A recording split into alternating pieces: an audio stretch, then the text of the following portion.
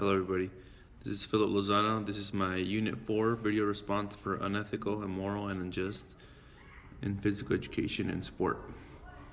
How does your faith, beliefs, and values provide you with discernment and direction when you experience unethical, unjust, and inappropriate situations in physical education and sport?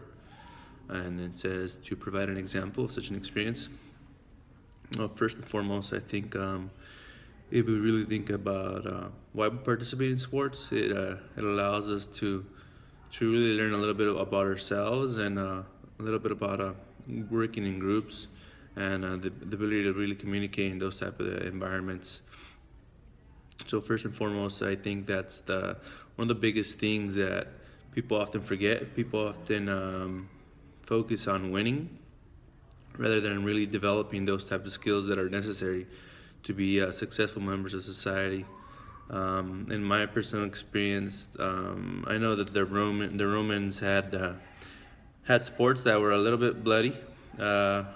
Most of them that occurred in the Colosseums and those types of venues resulted in death.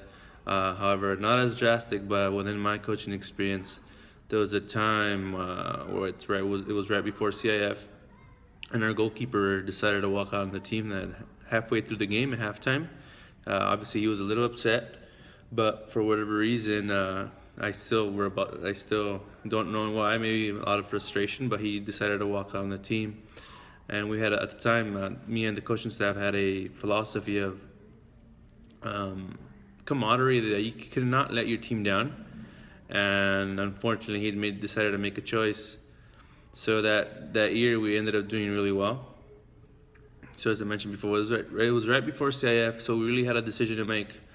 It was the first time that our team or that soccer program was going to go to CIF for the last 8 or 10 years.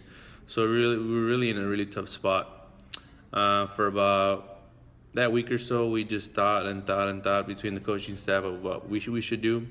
He was a team captain, but also keeping in mind that our philosophy said that you were not allowed to do any types of activity that meant you leaving your team out in the wind or anything like that. But now we had to think about it from the athlete's perspective.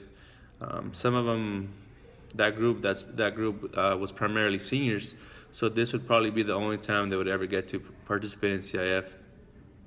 So at the end, we just ended up deciding that we would let the team vote, and the team decided to let him play.